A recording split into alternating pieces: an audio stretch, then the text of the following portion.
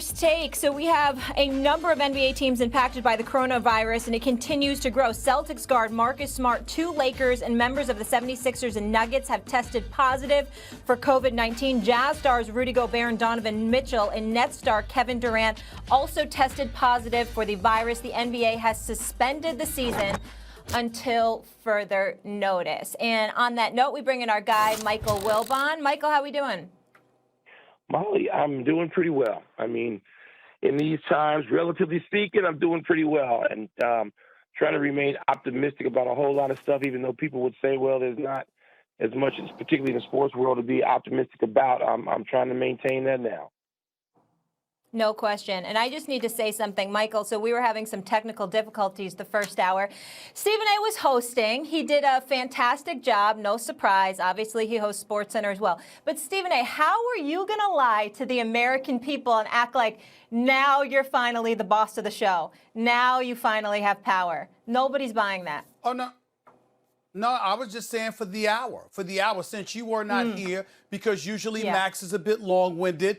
Damian Woody is very disrespectful, sort of truculent and what have you. Ryan Clark is smooth, but you know, a bit cerebral at times, where he wants to elevate his level of intelligence against yours. I guess he's contaminated by Max in that regard. So I was just letting everybody know that Molly is always such a sweetheart, that as nice as you are, I was not going to be nice, and they would speak when they're spoken to, period. And they did. I mean, calling me long-winded, that's like Usain Bolt calling someone else fast. Will you stop that? Oh, my goodness. It was good television, to say the least, though. Michael, great to have you with us. Stephen A., I'll start with you here. Do you believe that the NBA season is over now that we're hearing more and more cases in the NBA of COVID-19?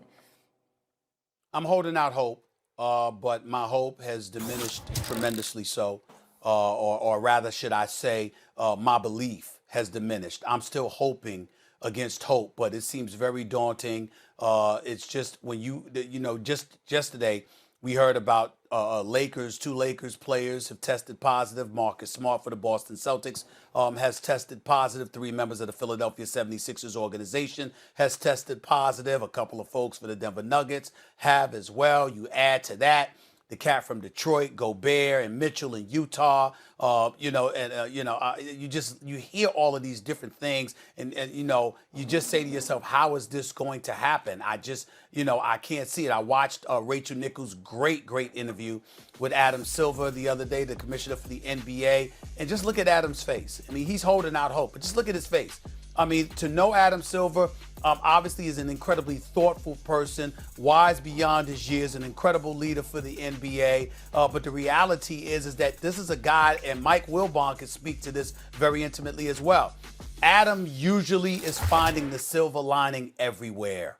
He's the kind of guy where if there is some hope to be had, he's going to grab at it, he's going to hold on to it, and he's going to find a way to capitalize off of it. That's what Adam Silver does. That's his specialty, one could argue. Yet, he seemed a bit resigned to what we're all growing more and more resigned to, because we've seen, the challenges that our federal government has had, along with the rest of the world. We're seeing pictures of people on the beaches in Georgia making no sense whatsoever, not practicing social distancing and what have you, just jeopardizing all of us. And you're just wondering, how in God's name can you rectify this situation in time to have a season? I'm still holding out hope because of the leadership of Adam Silver and the priority the entire sports world and the world, period, has placed on this issue to assist the federal government and local governments in resolving this crisis. But it seems very daunting, to say the least. Yeah, this is, if there could possibly be a season, Adam Silver and Michelle Roberts, by the way, Adam Silver will see to it that there is. He's shown real, strong leadership consistently. This is not the first time, but again here. The issue is leadership at the top levels of our federal government. The first cases of coronavirus were found here and in South Korea around the same time. I want to say maybe even on the same day, and I want to say that was January 19th. At any rate, look at the difference in terms of testing. South Korea, how is South Korea so far ahead of us in terms of testing? We heard Trump say early on that everyone who needs a test will get a test, but that's in fact the issue here, because the federal government has so mishandled the initial response and is unprepared in terms of tests. I don't know that Adam Silver can get his hands on the resources he needs in order to carry on with the season. Theoretically, you could. Theoretically, if you could get your hands on enough tests and not have, we talked about de Blasio's statement yesterday, Stephen A., the mayor of New York City, and you felt he was politicizing something or trying to score political points by saying what he said. But in fact, that's the reality. Without tests, you can't. So theoretically, this is what you could do. You could test everyone on a team, everyone associated with the team who's going to be traveling, have them quarantine, and the NBA is a league who can actually put that in place, right? And then once that happens, you can play in an empty gym. By the way, there'll be a real appetite for that because we're all sitting here at home and looking, especially sports fans, like starved for sports. So theoretically, that could happen. But what happens if you do that? De Blasio and others will come out and correctly say, why is this group getting it? Because they're privileged and they have access that other groups don't have to those tests, particularly when elderly are at risk and people really do need the tests in order to locate and isolate the virus, right? And they'll be right. They won't be wrong. So it's not Adam Silver's fault at all. I think he's showing extraordinary leadership. But failure at the highest level of the federal government means that I would not be optimistic about seeing real NBA basketball to close out the 2019-2020 season. Michael, where's your head on this? Well, first of all, there are a couple of things. Talking about the number of cases in the NBA means nothing. Every industry has this. We don't know how many people in every industry, every workplace.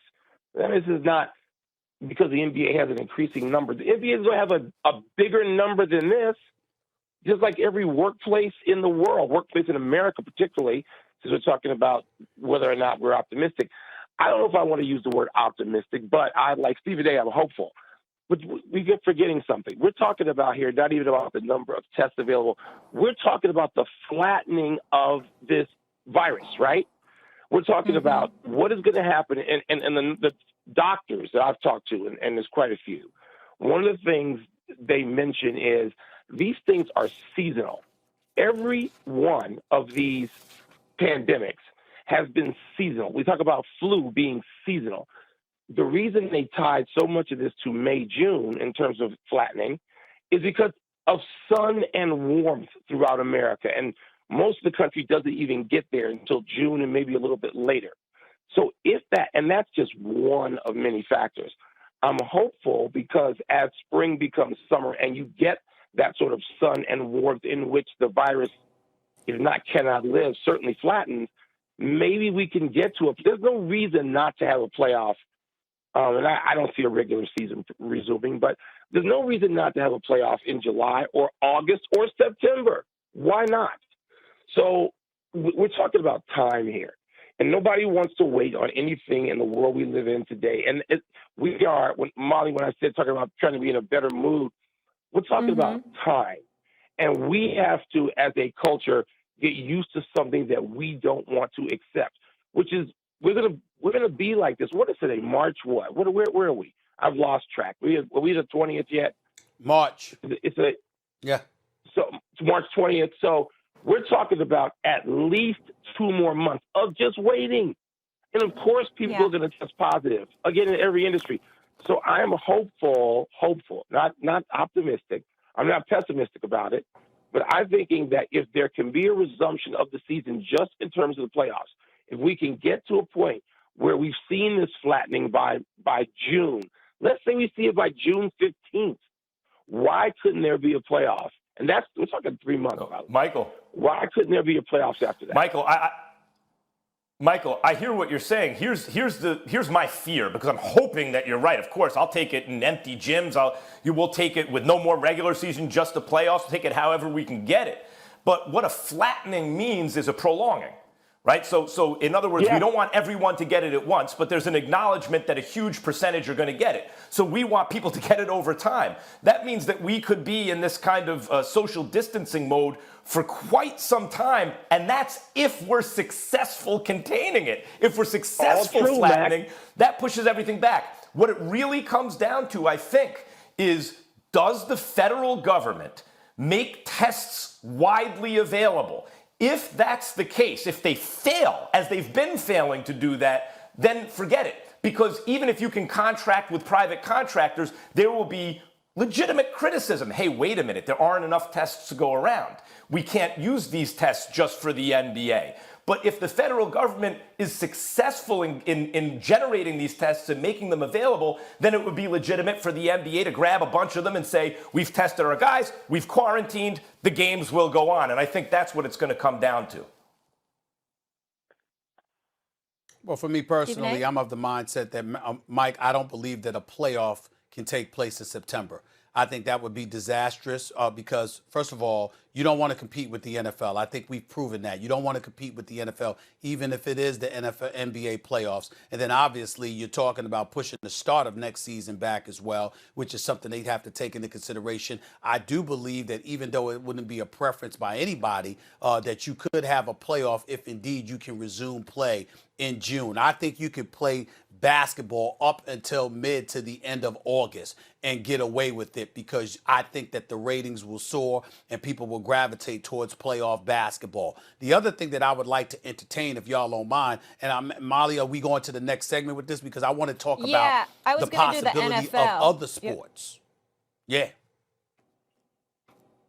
Say that again, Stephen A. Sorry, producer. No, I said I want to talk about the possibility of other sports because Mike Wilbon, let me say this. Let me just introduce this and then we could do what we want with it. I'm of the belief that outside of the NBA, Mike and Max, here's my thought. I think baseball, I think tennis, I think golf, I think without an audience, you can resume those sports. You can resume those sports. You could go out on the field to play and play those particular sports because it doesn't involve a lot of contact between the combatants. And I think that if you're going to do performances without an audience in attendance, I think sports like that you can do. I think when it comes to boxing and UFC, I think we need to keep our eyes. Yes. I think we need to keep our golf is Go ahead, Mike. One you Go could ahead, play. Mike. Golf is certainly one you could play without. So first of all, I mean, any tournament for people who haven't been to a golf tournament, perhaps half the competitors don't have galleries following them anyway. So you can certainly golf is my immediate answer to that point, Stephen A. I agree with you and several others. Let me just make one more point about basketball and the scheduling. Stephen A., we're past marketing concerns right now. I know these sports don't want to go up against the NFL, and we're not talking about a consistent scheduling of that.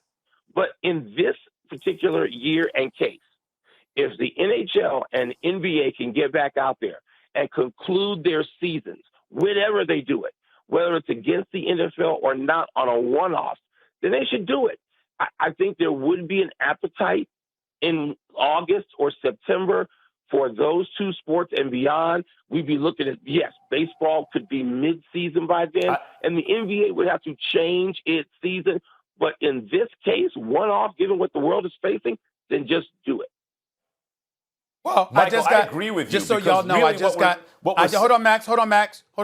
I just got some info from a reliable source that tells me there'll either be more regular season games, and if not, then what happens is, if not, players as well as owners will take a big pay cut. It'll be one or the other. The bottom line is the goal is to have regular season games. The TVs will have to be involved. If not, owners and players will take a big pay cut. That's what I was just told. I would say this. I would say this to Michael's point, and this incorporates what you just said, Stephen A. Something's better than nothing. Like, you don't want to compete against the NFL, but do you want something or do you want nothing? So I suspect if they can, they will. And Stephen A., in terms of, I think you're right, Michael. Stephen A., in terms of your point about which sports you can play and which sports you can't, I really think it's going to come down to, again, availability of tests. So the fewer participants you have in a sport, the easier it is to play it. I think it'll be possible to play basketball. I think less likely to play baseball. I think sports like boxing, tennis, I don't think it's so much are the combatants making physical contact, because if you can just get them tests, a dozen tests or so, you can have a boxing card, you can have a tennis match, you can play golf. But to play baseball, 25-man rosters, the training staff support both teams. The number of tests you need and then the number of games is untenable. So unless the testing situation really changes, I'd say basketball, yes. Baseball, no, in fact.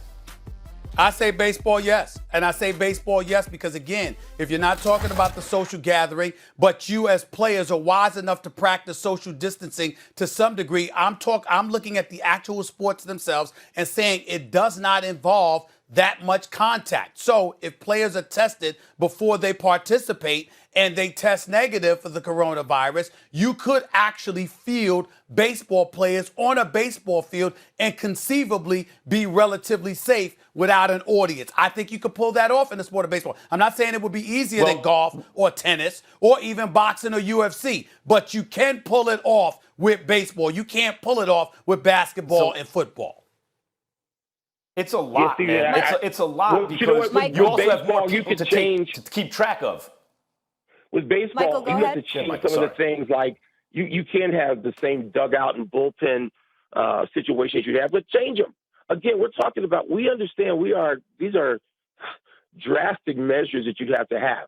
And the question is, would each sport be willing to make those adjustments, those radical adjustments, if you will? Yeah, I can't imagine not, when Stephen A. has just given us some information about the money involved in the regular season competition, obviously. But listen, if there's no gate, and we know most of these things are driven by television revenue, not gate, but there is still some revenue produced by gate in each one of these, then we're talking about fans, and that goes back to Max's point of testing, not for the competitors, but if we're going to have in-arena and in-stadium play competition as we know it. The source is saying that the regular season is necessary for television revenue to come in. So the players and the owners have to make a decision. If we don't care that much about the television revenue, then we can do without it and we can just have a postseason, but we're going to lose a considerable amount of money. But if owners and players expect to make close to what they were projected to make, they're going to do everything they can to have a regular season to some degree before all is said and done. So we'll see. Here's another thought. And it may be that, like the NBA can find private companies to contract with maybe to get tests, but then they face a PR issue that Adam Silver's already tried to get out in front of. And the argument may come down to, and I think it's a more powerful argument over time, so long as we're not seeing large numbers of elderly people not make it through this, to say, look, it's good for national morale. In times of crisis, sports has been a very good diversion. And maybe the NBA could also make that argument, even if tests don't become, available to everyone, but just more widely available. Absolutely. Michael, it's great to hear your voice and always, of course, have your perspective as well. Thank you so much for being with us, and please stay safe. We'll talk to you soon. Thanks, Mike. All right. When we come back here on First Take, big play Slay. Talk about interception machine is now an Eagle. What led to him leaving Detroit? Darius Slay will join First Take next.